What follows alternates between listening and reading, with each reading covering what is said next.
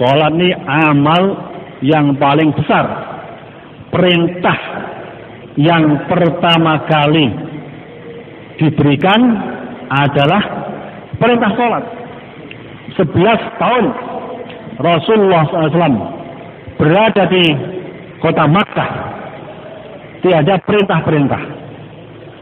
Baru tahun 11 Hijriah, 2 tahun sebelum Rasulullah SAW hijrah ke Madinah, Allah berikan perintah sholat.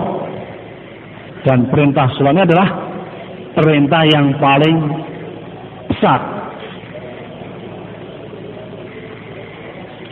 Perintah yang pertama kali, yang mana beda dengan amal-amal yang lain, perintah-perintah yang lain. Orang ketika dia puasa masih bisa dia jalan-jalan, masih bisa ngobrol-ngobrol, dolanan HP juga masih bisa. Tapi ketika sholat nggak boleh, harus putus hubungan dengan makhluk. Maka ketika kita mengangkat tangan ini isyarat bahwa selain Allah di belakang kita semua. Mau anak, mau istri, mau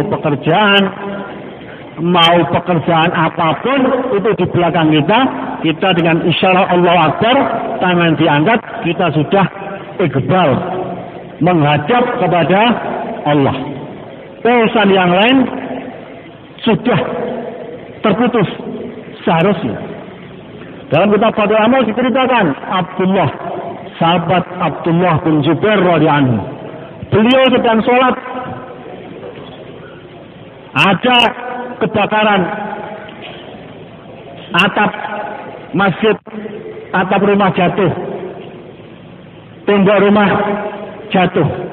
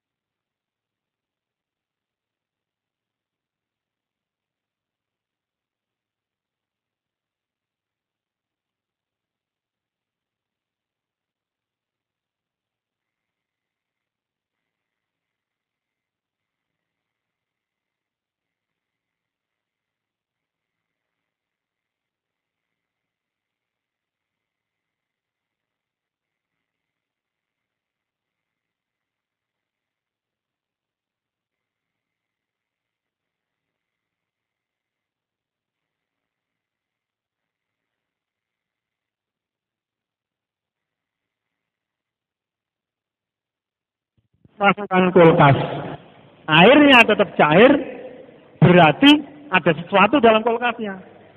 Listriknya nggak nyala, atau kulkasnya yang rusak. Seorang kiai pernah cerita di sini, kiai dari Sarang. Dulu di Mekah ada santri nggak tertib. Santri nggak tertib itu ada sejak dahulu.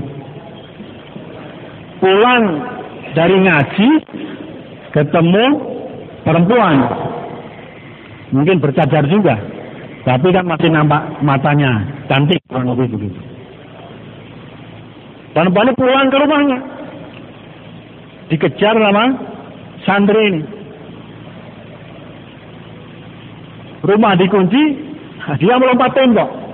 Kepergok bapaknya ulama. Ditanya, kamu mau apa? Saya mau melamar anak bapak. Modalmu apa? nggak punya modal apa-apa, ngaji aja nggak tertib. Sudah gini aja, nggak apa-apa. Sekarang kamu boleh nikahi anak saya, tapi syaratnya kamu sholat 40 hari di belakang imam Masjidil Haram. 5 waktu selama 40 hari, tidak boleh ketinggalan takbiratul ula, sholat dan berdirinya persis di belakang imam Masjidil Haram ini. Ya, siap insya Allah. Akhirnya betul, dia usahakan 40 hari tidak ketinggalan takbiratul ula dan sholat di belakang imam. Pulang pergi begitu. Hanya betul selesai 40 hari. Selesai 40 hari, calon mertuanya mencari dia. Di mana gitu. Ayah ketemu. Ketika ketemu, kamu mau nikah anak saya? Sudah selesai. Siap kamu? Tidak siap saya. 40 hari sholat di belakang imam, sudah jadi wali, nggak mau perempuan lagi. Jadi santri itu walaupun nggak tertib, suatu saat kalau tertib jadi walinya Allah. Awalnya nggak tertib, akhirnya jadi walinya Allah. Kalau bapak punya anak agak-agak embeling, nggak apa-apa, doakan saja. Dia jadi wali setahun sebelum mati, bapak berhasil itu. Walaupun sepanjang hidupnya itu ya begitu-begitu, tapi Allah pilih setahun dia sebelum mati jadi walinya Allah, bapak jadi walinya, bapak jadi bapaknya wali Allah. Musyawarah bapaknya. Jadi jangan khawatir, pokoknya doakan saja. Punya anak kayak apa bentuknya, doakan. Kalau mondok diantar, kasih duit, duit sing akeh gitu. Senangkan anak itu, senangkan supaya kerasan di pesantren. Walaupun kayak apa, itu calon wali Allah. Ilmu itu mahal nilainya. Sayyidina Ibnu Abbas radhiyallahu anhu, beliau masih muda. Ketika Rasulullah SAW wafat, beliau baru umur 13 tahun. Zaman Sayyidina Umar dan Abu Bakar Siddiq radhiyallahu anhu, 2 tahun jadi khalifah. Zaman Sayyidina Umar kira-kira umur beliau 15 tahun. Tapi karena beliau ini orang yang berilmu, walaupun masih muda, banyak sahabat-sahabat besar, tapi yang diletakkan di samping Sayyidina Umar dalam majlis-majlis besar itu adalah Sayyidina Ibnu Abbas radhiyallahu anhu. Jadi orang berilmu itu walaupun muda dimuliakan oleh Allah. Imam Syafi'i umur 15 tahun sudah disuruh fatwa oleh gurunya, Khalid bin Muslim di Mekah. Sudah saatnya kamu memberikan fatwa. Memberikan fatwa bukan di Gerincing, bukan di Magelang, di Makkah, kotanya ilmu, kotanya wali. Umur 15 tahun. Kenapa? Karena ilmu.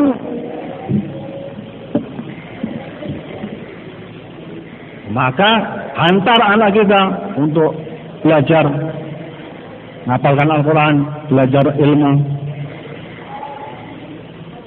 Karena jangan-jangan anak itulah yang nanti akan menyelamatkan kita. Sebaik-baik nafkah, sebaik-baik sedekah, sebaik-baik infak untuk keluarga yang pertama. Jadi tidak rugi kalau kita membiayai anak kita belajar ilmu agama. Khidmat kepada ulama disebutkan dalam satu kitab. Ada orang tersiok-siok di mahsyar. hari kiamat. Karena dosa, karena keburukannya, nggak bisa jalan cepat, tersiok-siok. Maka ada orang alim lewat, kamu yang dulu bawakan sandal saya, sini ikut saya saja. Bawakan sandalnya ulama, mendapatkan syafaatnya para ulama. 3 kelompok yang berikan syafaat hari kiamat. Al-Anbiya, para nabi memberikan syafaat. Asy-syuhada, para syuhada memberikan syafaat. Al-ulama, para ulama memberikan syafaat. Maka kalau kita khidmat ulama, jangan mengharap balasan, mengharapkan balasan di akhirat ini. Tanda kita cinta kepada Rasulullah SAW ada mencintai orang yang dicintai Rasulullah SAW. Termasuk yang dicintai oleh Rasulullah SAW adalah para ulama. Kun aliman, au muta'aliman, au mustami'an, au muhibban. Jadilah kamu jadi orang alim. Puasa udah tua, umur 50 tahun, 60 tahun, 40 tahun. Nggak bisa belajar lagi. Ya sudah. Kalau nggak bisa jadi orang alim, jadi muta'aliman. Jadi orang yang belajar. Wah berat, pekerjaan saya banyak, tanggungan saya banyak. Nggak bisa belajar. Kun muhibban. Jadilah, kalau kamu nggak bisa jadi alim, jadilah kamu orang belajar. Nggak bisa jadi orang belajar, jadilah kamu cinta para ulama. Minimal muhibban. Jadilah kamu ulama, jadi orang alim. Kalau nggak bisa, jadilah muta'alim. Kalau nggak bisa, kun sami'an, jadilah mendengar nasihat-nasihat orang alim. Nggak bisa, jadilah orang yang keempat, mencintai orang alim. Jangan jadi orang kelima, rusak kamu. Nggak jadi alim juga tidak, santri juga tidak, mendengar juga tidak, cinta juga tidak. Halikan, kamu jadi orang yang binasa. Banyak orang alim di kampung kita yang ngajari anak-anak kita. Alif ngajari alif, ba, ta. Yang ngajari kita juga. Amal yang tidak dilandasi dengan ilmu, amal itu akan tertolak. Kita sholat 60 tahun, sholatnya khusyuk, nggak ingat apa-apa, sampai Fatihah pun nggak ingat, sholatnya nggak diterima. Walaupun sholatnya khusyuk 20 rakaat, tapi tidak disertai ilmu, nggak baca Fatihah. Walaupun sholat 50 tahun, nggak diterima sholatnya. Menurut madzhab Imam Syafi'i, nggak sah sholatnya. Kenapa? Kurang satu, kurang ilmu. Maka walaupun kita sudah tua, masih sempat untuk belajar. Di kampung kita, di masjid kampung kita, di masjid desa kita, sempatkan waktu untuk belajar. Betulkan ibadah kita, betulkan sholat kita, betulkan Fatihah kita.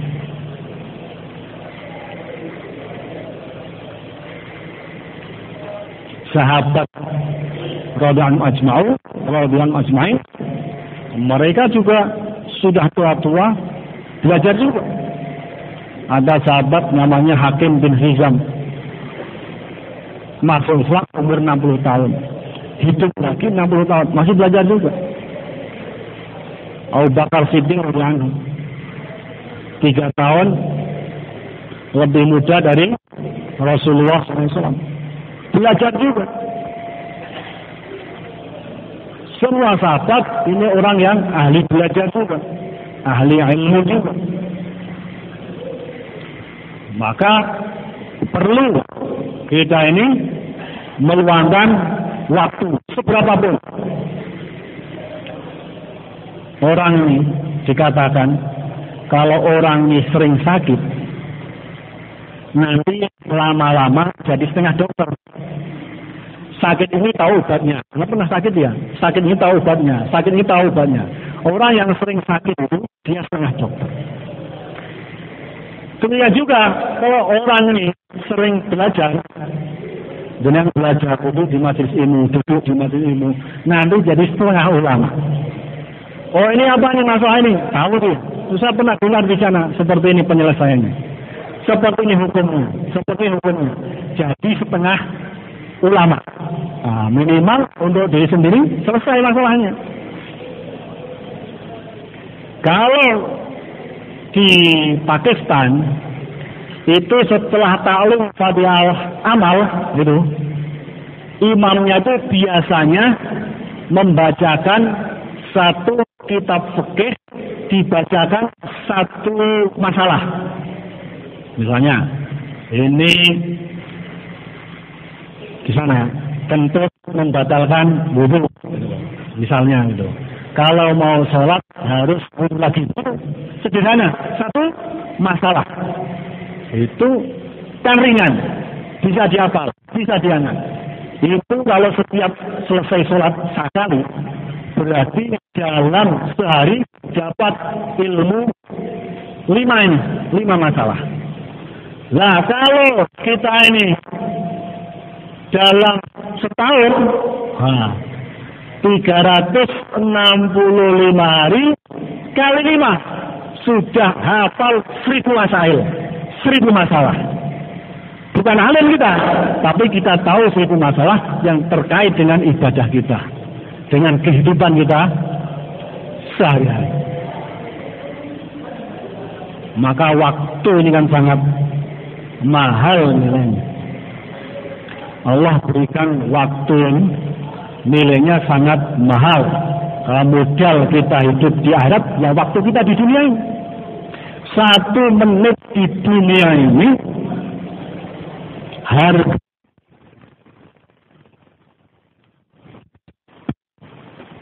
triliunan tahun.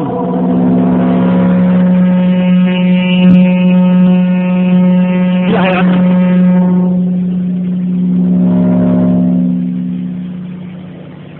Zaman Nabi Isa alaihissalam. Nabi Isa punya satu mukjizat, yaitu dengan izin Allah menghidupkan orang mati. Begitu. Sayyidina Isa alaihissalam bersama kawan-kawannya melewati satu kuburan. Maka sahabat Nabi Isa memohon kepada Nabi Isa supaya membangunkan orang yang ada di kubur itu. Kemudian Nabi Isa berdoa, akhirnya muncul dari kuburan. Orang itu berdiri begitu. Kata kawannya, subhanallah, orang mati bisa hidup lagi. Kata yang mati itu, ucapanmu subhanallah itu lebih aku sukai daripada dunia dan seisinya.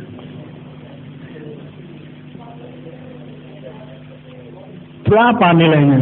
Berapa waktu yang dibutuhkan? Subhanallah. 1 detik? Enggak sampai 1 detik.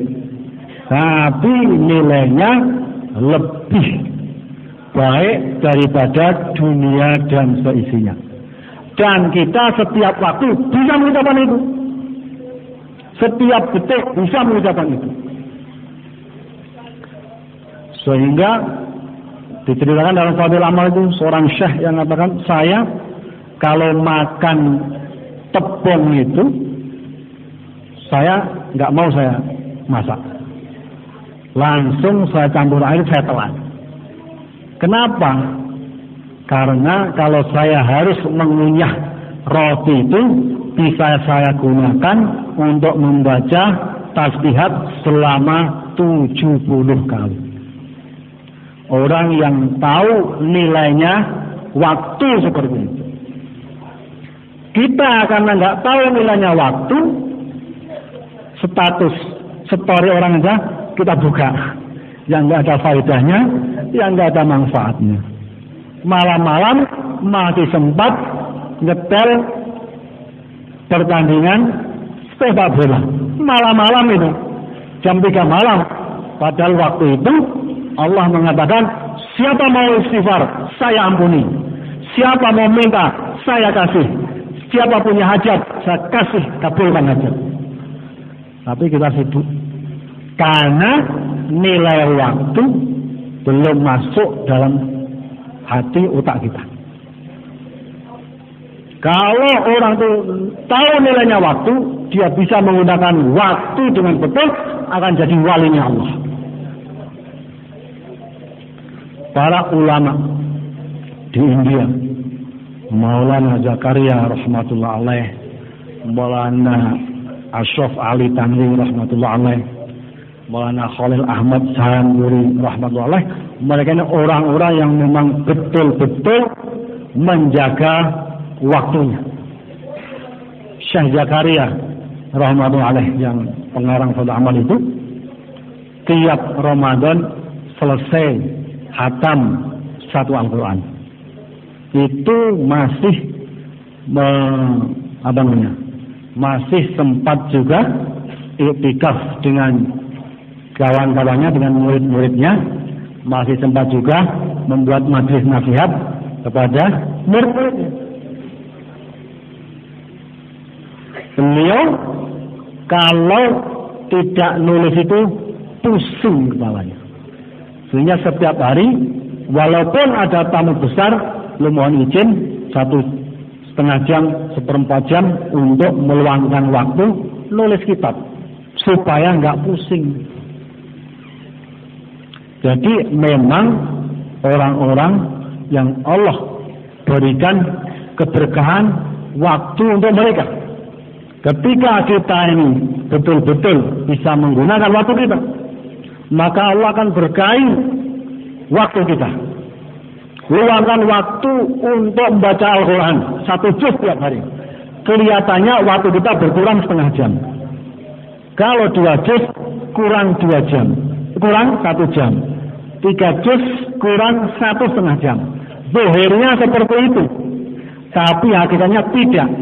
Bahkan waktu yang kita gunakan untuk membaca Al-Quran itu akan menjadi sebab berkahnya waktu kita. Pekerjaan yang seharusnya bisa diselesaikan dengan waktu 3 jam, bisa selesai dengan 1 jam. Kelihatannya berkurang, tapi sebenarnya tidak. Justru amal membaca Al-Quran, tilawah Al-Quran itu justru akan memberkahi waktu-waktu kita yang lain. Dan bukan itu, amal apa saja, amal agama itu akan mendatangkan keberkahan waktu kita. Kalau kita 2,5 jam, kelihatannya waktu kita dalam sehari itu kurang 2,5 jam. Hakikatnya tidak. Waktu kita tetap 24 jam, tapi keberkahannya bisa beratus-ratus jam. Hilang 2,5 jam, tapi akhirnya kita tambah waktu 20 jam. Hilang 2,5 jam, tambah waktu 25 jam. Itu namanya waktu yang berkah, karena digunakan untuk ketaatan kepada Allah. Ada ulama besar namanya Imam Nawawi rahmatullah alaih. Kitabnya itu, yang ditulis itu, dihitung oleh para ulama, tidak cukup kalau beliau diberi umur 100 tahun bisa ngarang kitab sebanyak itu. Beliau meninggal umur 45 tahun. Betapa berkah waktunya. Kita pun seperti itu yang mulia. Kehilangan waktu untuk amal itu bukan kehilangan waktu itu. Itu mendatangkan keberkahan waktu. Kalau kita buat dengan istiqomah, zikir pagi petangnya, kita buat istiqomah, istighfar, sholawat, tasbihat, baca Al-Quran, kita buat dengan istiqomah, maka nanti Allah akan nampakkan keberkahan waktu kita, keberkahan pekerjaan kita, keberkahan harta kita, keberkahan anak juga ada yang mulia. Dengan tasbihat ada yang mulia. Itu amal yang paling ringan, nggak perlu nyali juga. Kalau 2,5 jam kan ketemu orang, ini nggak ketemu orang Mas Biar. Cukup di kamar sendirian, duduk dengan tawajuh. 300 pagi, 300 petang. Amal yang mudah, yang sederhana, tapi hasilnya luar biasa.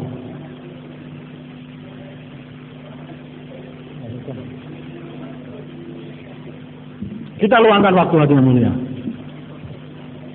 untuk zikir. Mana lihat dalam malfudhatnya, beliau berkata, saya ini ketika banyak ketemu orang di istimewa, hadir istimewa, banyak ketemu orang, dakwah, ikhtilat dengan banyak orang, maka saya ini ada sedikit perubahan dalam hati saya. Ada semacam apa namanya, orang yang memang dekat dengan Allah itu ada perubahan sedikit dalam itu nampak. Orang-orang seperti kita ini hati kotor itu nggak kelihatan, tapi orang yang bersih dekat kepada Allah itu nampak hati mereka ini. Satu rambut ada di hati itu nampak. Bahkan para wali, para ulama itu sensitivitas hatinya itu melebihi sensitifnya mata.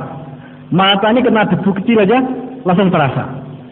Nah, ulama itu hatinya ini kena debu yang lebih kecil daripada kena mata kita terasa itu, mereka terasa.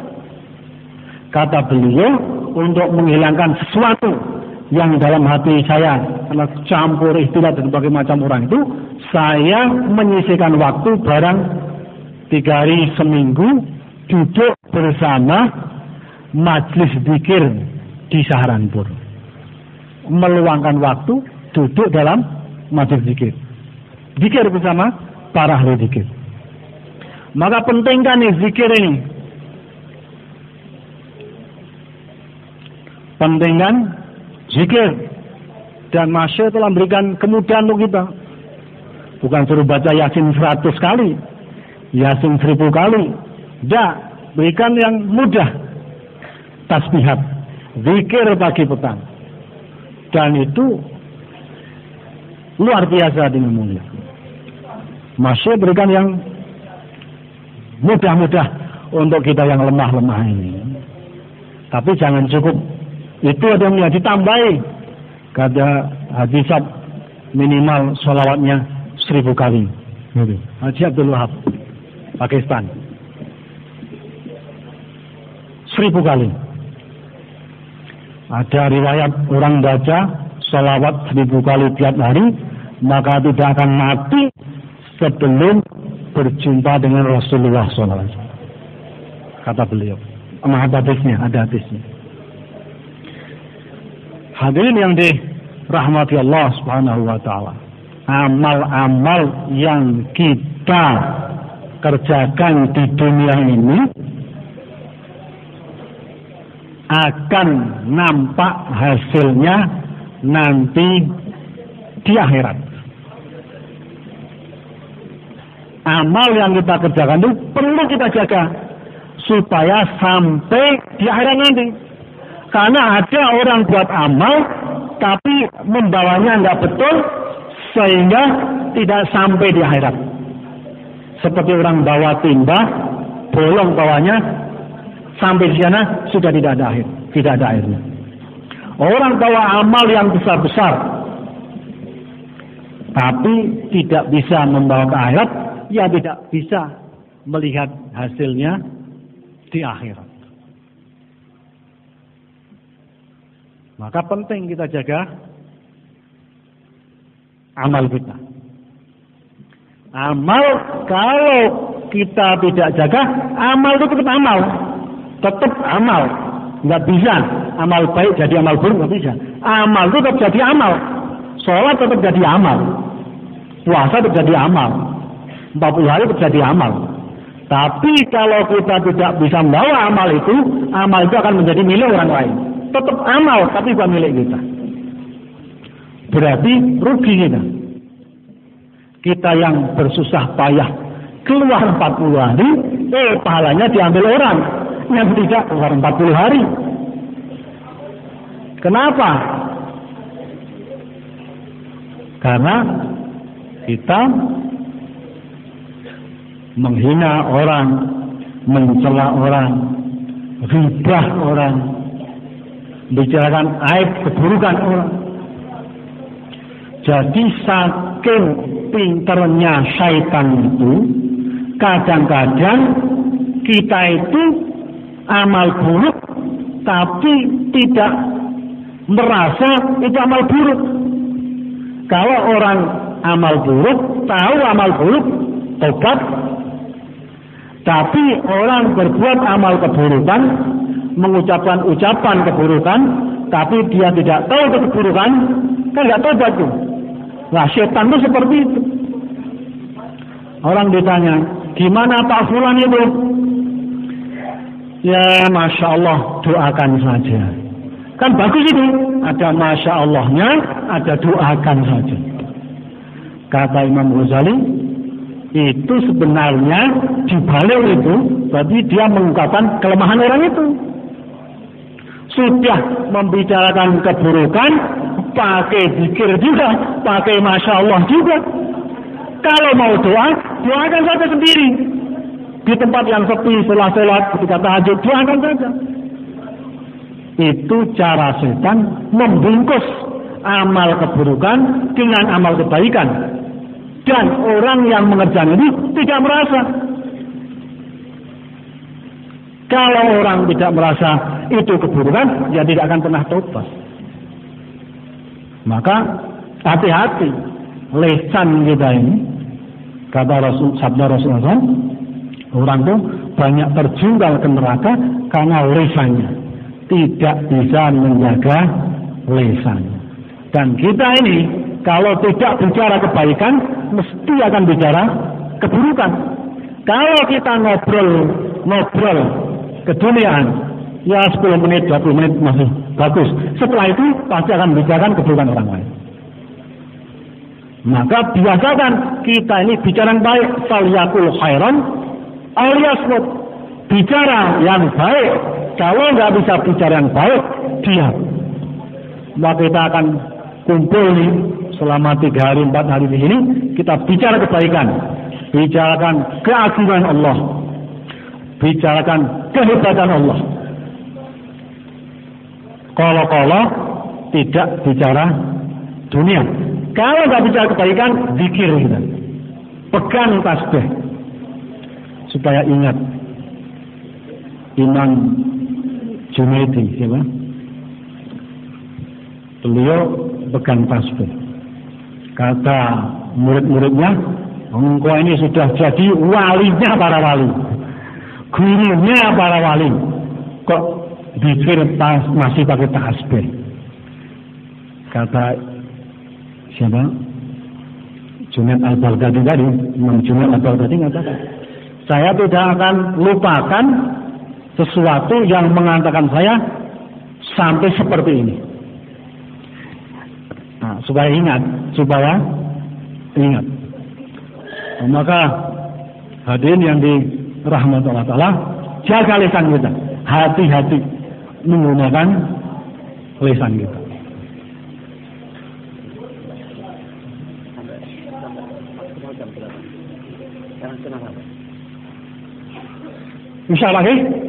Insya Allah kita jaga lisan kita. Rasulullah SAW bersabda, aku jamin orang dengan surga asal dia bisa menjaga 2 rongga di badannya. 1 di antara 2 bibirnya dan 1 di antara 2 pahanya.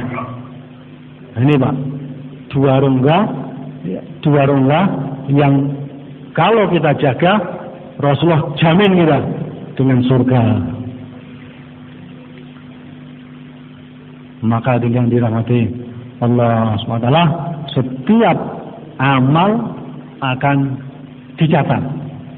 Di kanan kiri kita ini ada malaikat yang mencatat amal kita.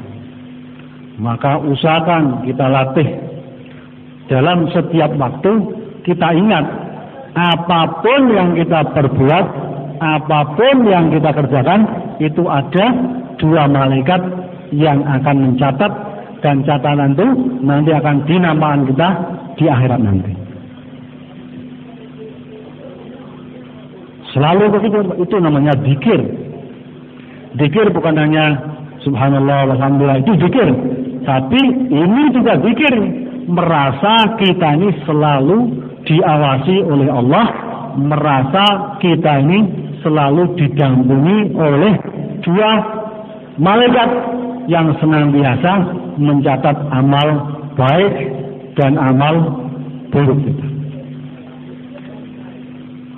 Amal sebesar apapun, tapi amal itu kalau dibuat tidak karena Allah, maka amal itu tidak akan berbuah pahala.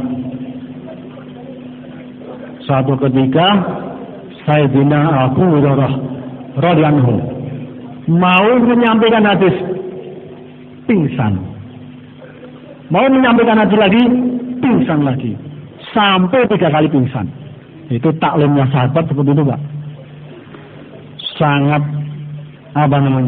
masuk dalam hati, mau baca hadis, mau menyampaikan hadis, pingsan dulu. Kenapa? Pingsan. Belum bacakan hadis. Bahwa di hari kiamat ada 3 orang membawa amal-amal besar. Orang mati syahid di jalan Allah. Itu amal puncak pengorbanan. Bukan 40 hari 4 bulan, mati di jalan Allah. Bawa harta dan diri, meninggal di jalan Allah. Puncak pengorbanan. Ada orang sedekah dengan seluruh hartanya. Itu juga pengorbanan harta yang besar. Ada orang belajar jadi alim besar. Itu juga satu yang istimewa. Tapi dalam hadis itu, ini orang lama semua kan, dalam hadis disebutkan, ini orang mati syahid, tapi diseret ke neraka. Ini orang alim besar, diseret ke neraka. Ini orang berkorban dengan harta yang banyak, diseret ke neraka. 3-3 amal-amal besar semua dibawakan karena semua. Makanya sahabat yang melihat itu jadi pingsan, kesan dengan hadis ini. Lalu kita bayangkan harta diri waktunya di jalan Allah, meninggal di jalan Allah. Tapi ujungnya seperti itu. Alim besar, ujungnya seperti itu.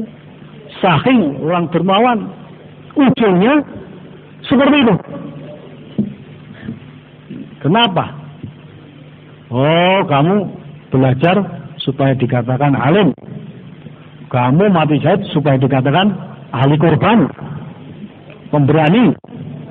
Kamu bersedekah sekian banyak supaya dianggap orang dermawan. Jadi orang alim supaya dikatakan alim besar.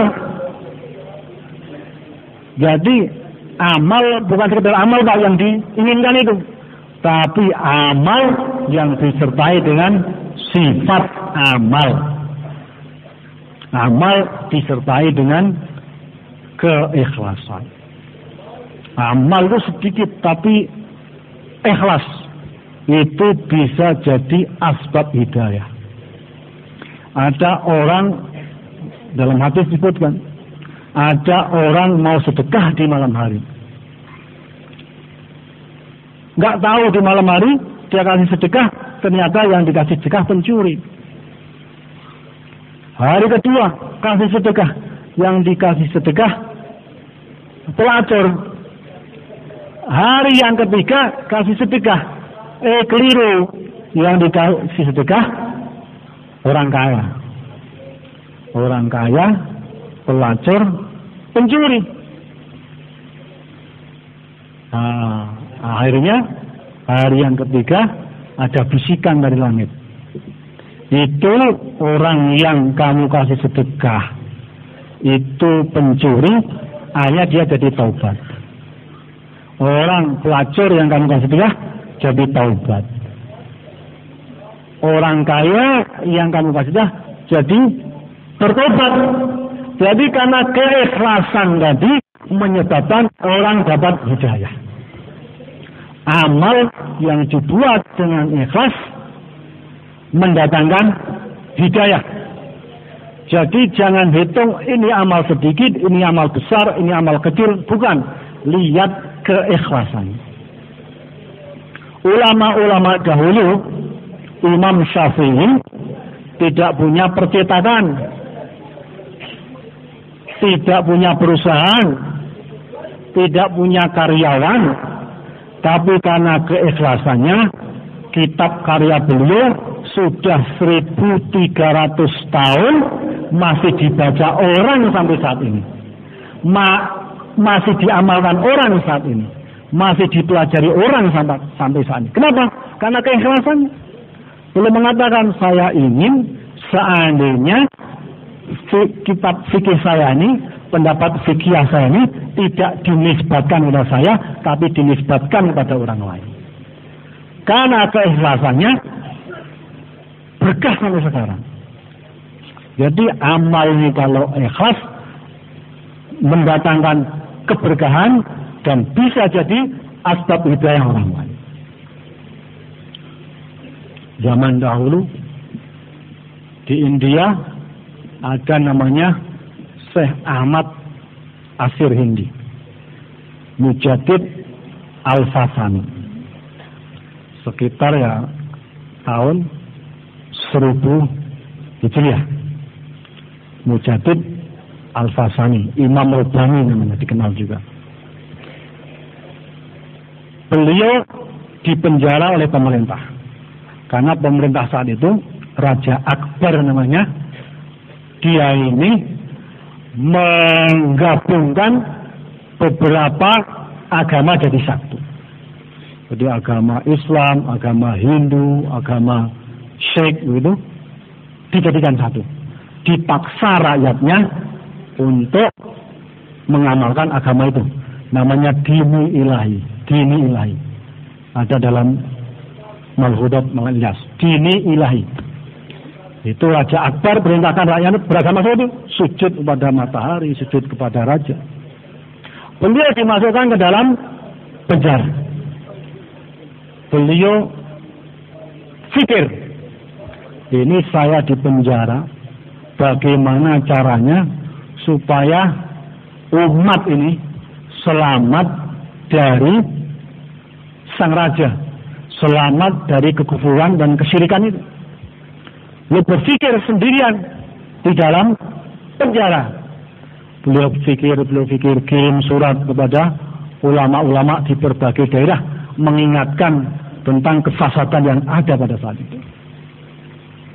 Jadi dakwah dimulai, perubahan dimulai dari seorang diri di dalam penjara. Beliau pikir terus, masih dalam penjara belum. Akhirnya rajanya mati, diganti anaknya, Shah Jahan, yang bikin Taj Mahal, kuburan itu. Beliau sudah tua, dilepaskan. Asbab beliau fikir itu, hanya sang raja yang kedua itu, Shah Jahan itu punya anak, namanya Aurangzeb. Akhirnya Aurangzeb ini begitu Mujaddid Al-Fasani, Syekh Ahmad Hindi meninggal, dia punya anak namanya Ma'sum. Akhirnya raja ini berguru kepada Ma'sum yang putranya Syekh Ahmad Hindi tadi. Akhirnya beliau jadi raja yang hafal Al-Quran. Gak mau ambil gaji dari negara. Beliau nulis mushaf, nulis Al-Quran sebagai pekerjaan. Bikin kopiah untuk nafkah anak dan istrinya. Tiap hari menggunakan waktunya pagi sampai isyraq di masjid, zikir pagi petang. Ada enggak raja seperti itu sekarang? siang di istana, di mahkamah, bersama rakyatnya, di kantor lah. Malam hari habis untuk baca Al-Quran, tilawat, duduk dengan para ulama, diskusi dengan para ulama. Beliau juga ulama juga, alim juga. Beliau kumpulkan ulama untuk menuliskan hukum-hukum agama, fikih. Sampai sekarang masih ada. Fatawi Al-Hindiyah, Fatawi Alamgir. Alamgir itu julukan dia. Wajah besar, nggak pernah kalah. Kalau sekarang jadi 50 negara dia berkuasa. Jadi asbab fikir itu, walaupun nggak Allah wujudkan saat itu, tapi Allah wujudkan kepada cucunya. Jadi kalau kita dakwah ini jangan mudah putus asa. Nggak bisa kena bapaknya, kena anaknya. Seperti ketika Rasulullah SAW berdakwah di Taif. Saking geramnya malaikat itu, malaikat menarkan, ini gimana? 2 gunung ini saya benturkan, biar mereka hancur semua. Janganlah, jangan. Saya memang tidak berhasil mengislamkan orang-orang ini, tapi jangan-jangan anak cucunya nanti Islam semua. Dan betul, sekarang Islam semua orang-orang Taif itu. Bahkan ketika orang-orang Mekah itu, ketika banyak yang murtad, ketika Rasulullah SAW wafat, beberapa kabilah murtad, orang itu mengatakan, kita ini wis Islami keri, terakhir masuk Islam, jangan sampai kita ini langsung murtad juga. Misi-misi akhir. Jadi tidak ada orang tua yang murtad. Jadi dakwah ini bukan hanya untuk saat ini, Pak. Dakwah itu untuk ke depan juga. Mungkin kita 2,5 jam ke masjid aja nggak mau dijalai, nggak mau dijalui ngumpet. Siapa tahu nanti anaknya ini jadi karkun 4 bulan, karkun setahun, jadi ulama. Dan memang seperti itu. Allah sembunyikan. Karena kalau dakwah langsung mau, jadi apa kitanya? Jadi besar kepala nantinya. Allah sembunyikan amal jawani, amal istimai. Bukan amal infirati. Kekuatan jawani dalam istimaiyat. Kalau istimaiyat terputus, jadi amal infirati tidak ada kekuatan. Jadi dakwah ini kekuatannya dalam kebersamaan. Di mana-mana orang buat jaulah, di mana-mana orang keluar 3 hari. Suatu ketika Maulana Tariq Jamil naik pesawat di atas gunung es. Beliau lihat hitam di tanah yang putih itu. Setelah agak diperhatikan, ternyata itu orang yang jalan kaki di atas gunung es untuk keluar jalan Allah. Kita tidak membayangkan malah Ilyas di India ada orang jauhlah di Gunung Merbabu sana, ada orang jauhlah di puncak Gunung Merapi sana. Tidak bisa dibayangkan, sudah bahasanya beda, adat istiadatnya juga beda, cara sholatnya juga beda, mazhabnya juga beda, tapi kok jaulahnya sama. Makanya Maulana mengatakan ini kerja ini mutiara, hadiah mutiara dari kurun awal. Mutiara bukan batu biasa, jadi kan sesuatu yang terbaik, amal yang terbaik yang ada pada zaman sahabat Allah berikan untuk umat akhir zaman ini. Orang yang lemah-lemah seperti kita ini, ilmunya lemah, amalnya lemah juga, pikirnya lemah juga, geraknya juga lemah juga. Jauhlah juga hidup mati. taklim rumah juga hidup mati. Tapi begitu ada istimewa, ada jur itu, kok yang datang banyak. Orang datang kok banyak dari mana-mana. Padahal ketika dicek itu, amal makomi ya banyak kurang. Ini ihsan, fadl dari Allah Subhanahu wa Ta'ala. Umat-umat yang lemah di akhir zaman ini masih diberi kesempatan oleh Allah untuk membuat karya-karya yang besar, usaha-usaha yang besar, semata-mata karena rahmat dan fadl Allah. Rasulullah SAW menyatakan, umat ini seperti air hujan. Air hujan tidak diketahui mana yang lebih baik, tetesan yang pertama, tetesan yang tengah, atau tetesan yang terakhir. Jadi umat Rasulullah SAW masih diberi kesempatan Allah untuk membuat amal-amal besar seperti yang dibuat oleh orang-orang terdahulu, para sahabat, para salafus saleh, para aulia, ahli zikir, ahli ilmu. Allah masih berikan kesempatan setiap diri dari kita ini untuk jadi asbab hidayah. Bukan hanya keluarganya, bukan hanya ahli kampungnya, jadi asbab hidayah seluruh alam. Sebagaimana kita sering dengar Fatimah binti Khattab, seorang wanita yang nggak bisa keluar jauh, nggak bisa keluar dari rumahnya. Dia buat amal di rumah, buat taklim di rumah, tempat yang tersembunyi.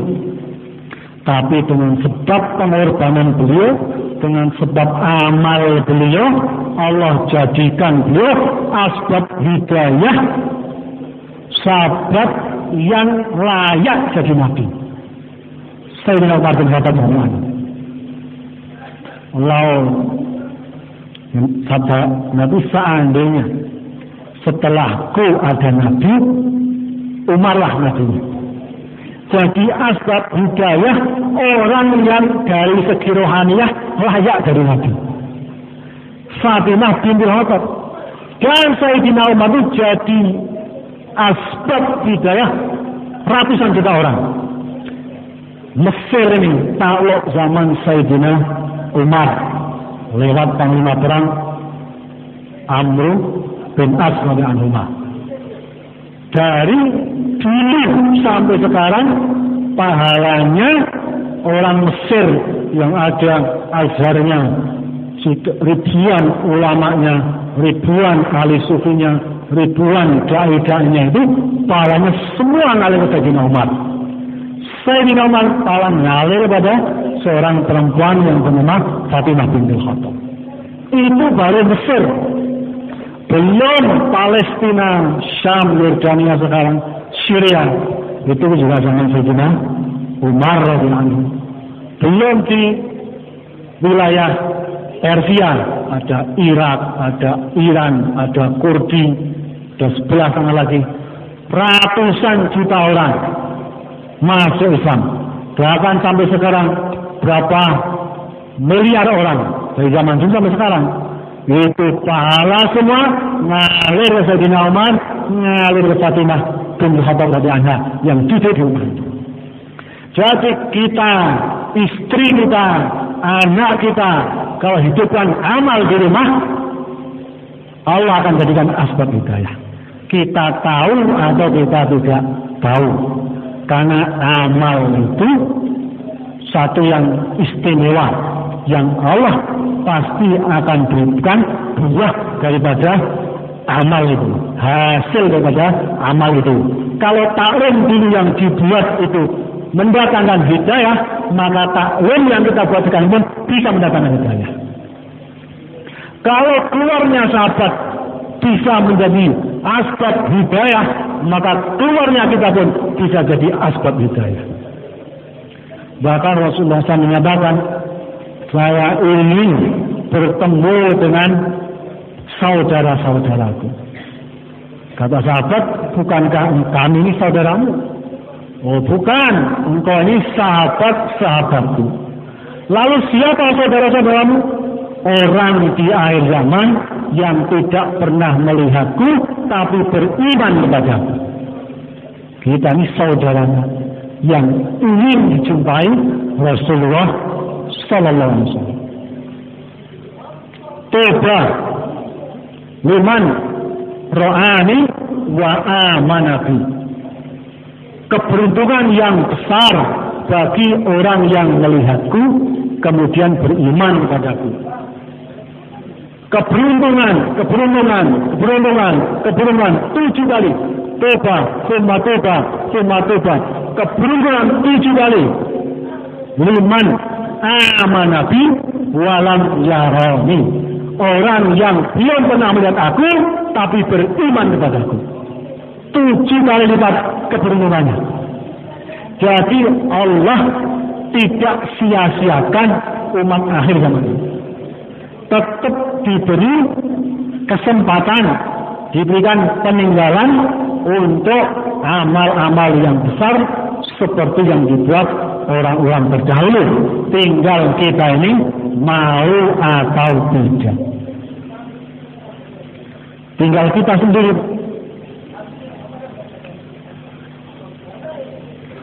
Ketika Maulana Ilyas menafsir jamaah di Mewat, jamaah 3 hari keluar. Orang pertama keluar, orang-orang tua, ya masih merokok gitu lah, merokok, kurang tertib gitu.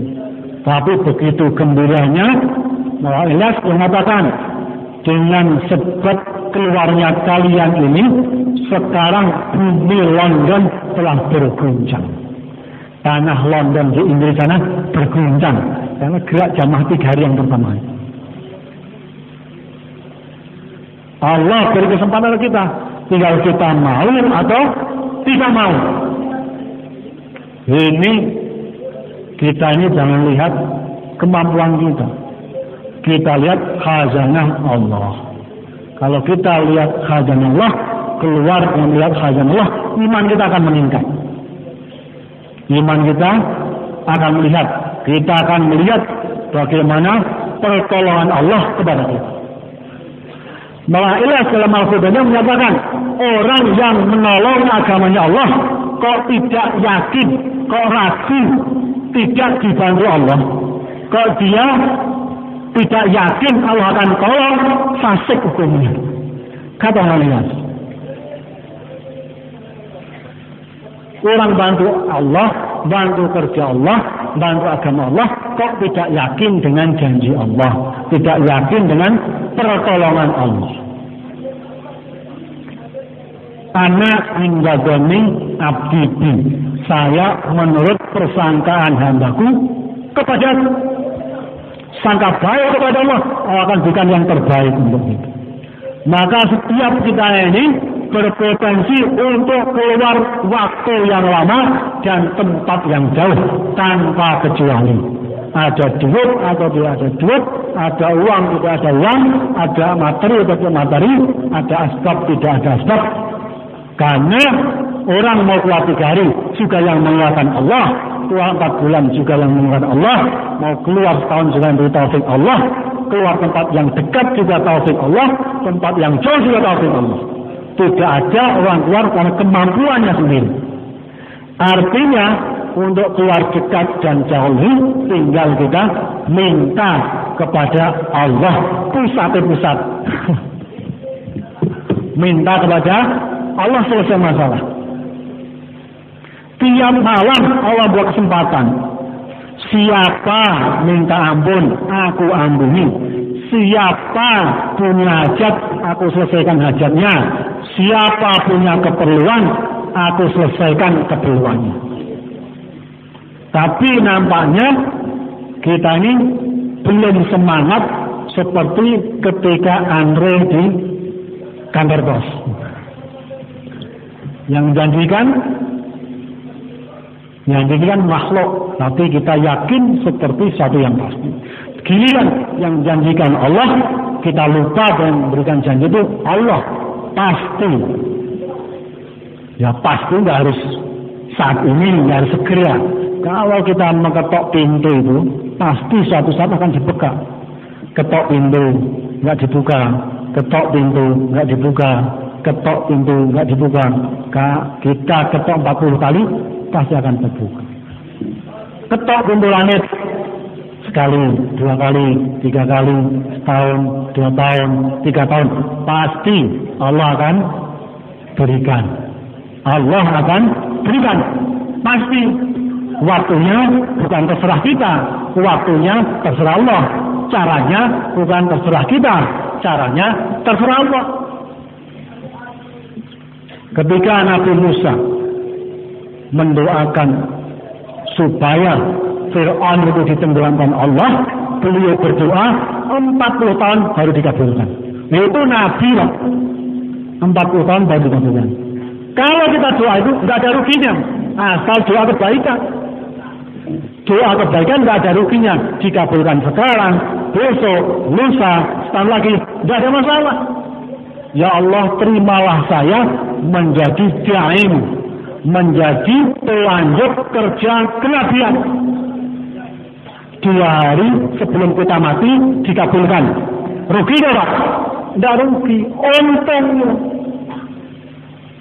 Jadikan saya orang punya iman yang sempurna. Mau diambil nyawanya oleh malaikat Israel, kalau berikan iman yang sempurna. Rugi nggak? Nggak rugi kita doa berpuluh-puluh tahun. Maka jangan lupa kita berdoa melihat kehebatan Allah, melihat qudratullah. Belajar lagi dan lagi, doa lagi dan lagi dan lagi. Kadang-kadang Allah itu tidak mengabulkan doa seorang hamba karena ingin mendengar rintihan doa hamba itu. Bukan Allah tidak suka, bukan karena Allah tidak beri, Allah tidak suka, bukan karena Allah ingin mendengarkan rintihan hambanya. Ini kalau saya kasih sekarang, nanti nggak doa lagi. Ini kalau saya kasih sekarang, nggak mujahadah lagi. Ini kalau saya kasih sekarang, nanti berhenti pikirnya, tilawahnya, puasa Senin Kemisnya. Maka saya tunda pengkabulan karena saya senang dengar rintihan hamba ini. Maka jangan pernah bosan, angkat tangan setiap ditaskil, berdiri setiap ditaskil. Nanti Allah akan berikan jalan-jalan kemudahan.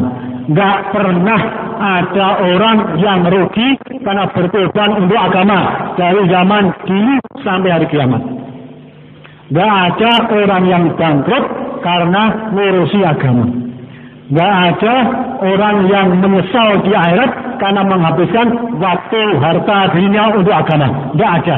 Yang ada orang di akhirat menyesal kenapa dulu diajak 4 bulan nggak mau, kenapa dulu diajak jauh nggak mau, kenapa dulu disilaturahmi malah sembunyi. Nah, itu yang menyesal. Tapi orang yang menghabiskan harta diri waktunya untuk agama, tidak ada yang menyesal di akhirat. Kalau nggak percaya, tanya sendiri. Orang-orang zaman dahulu, orang dah menghabiskan waktu dengan agama, mereka sekarang ini sedang bergembira ria di sana. Ketika Rasulullah SAW sedang Mi'raj, dimasukkan ke surga, beliau berkata, saya masuk surga, adkhulul jannah. Fa'idha, ketika itu aku lihat Ja'far terbang hinggap dari satu pohon ke pohon surga yang lain. Ja'far At-Tayyar, Ja'far bin Abi Thalib yang tangannya putus ketika perang Mut'ah itu. Aku masuk surga. Aku melihat bangunan istana putih yang sangat menarik. Saya tanya kepada malaikat Jibril di samping saya, ini istana milik siapa? Kata malaikat Jibril, itu milik pemuda Quraisy. Oh, ini milik saya nih. Saya mau masuk. Bukan milikmu, itu miliknya Umar bin Khattab radhiyallahu anhu. Kata Nabi, wahai Umar, seandainya aku tidak khawatir kamu tidak suka, aku akan masuk istana itu. Aku masuk surga, aku lihat Sayyidina Hamzah radhiyallahu anhu sedang santai-santai di tempat tidurnya.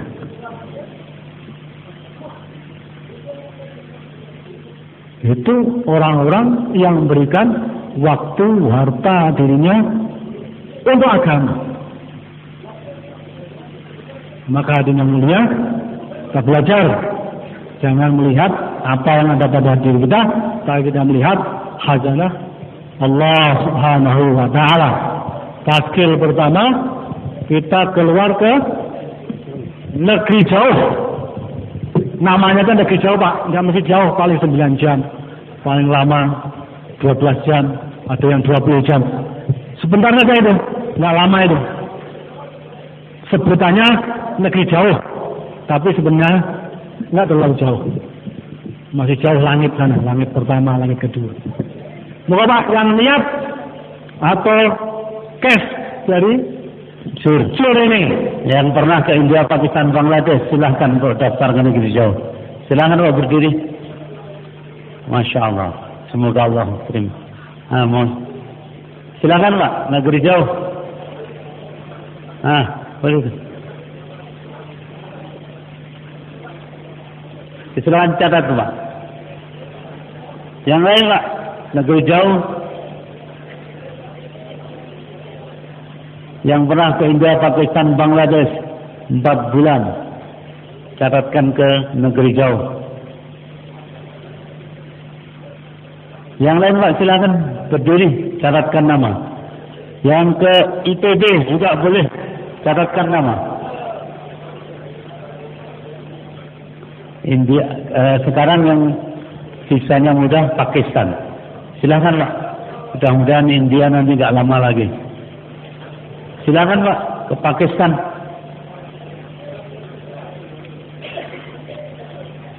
Yang lain silakan beri catatkan nama. Yang 4 bulan 40 hari dalam negeri juga nanti setelah majelis ini ditutup boleh daftarkan ke tim taskil ke daerahnya masing-masing. Dan kita yang datang ke sini semuanya niat untuk keluar jalan Allah insyaallah. Subhanallah walhamdulillah asyhadu an la ilaha illallah wassalamualaikum warahmatullahi wabarakatuh. Oleh Bapak yang sudah datang ke tempat ini lebih dulu, kita sambut kawan-kawan kita yang datang dari daerah kita. Untuk kawan-kawan dari daerah Kalimantan di sebelah selatan, termasuk gedung lantai 2, itu juga wilayah Kalimantan. Untuk Sumatera di gedung lantai 3 lantai, yang gedung 3 lantai itu, yang bentuknya L. Untuk kawan-kawan Sumatera. Untuk Jawa, Nusra dan Bali di halaman yang pavingnya masih baru itu. Termasuk nanti di jalan-jalan itu sampai ke gedung di belakang sana. Itu wilayah Jawa, Nusra dan Bali. Untuk sementara ini jalan kita tidak gelar bedding di jalan dulu. Kemudian untuk masjid sementara kita kosongkan. Oleh Bapak yang sudah batal wudunya segera perbaiki wudu, kita menunggu waktu Isya.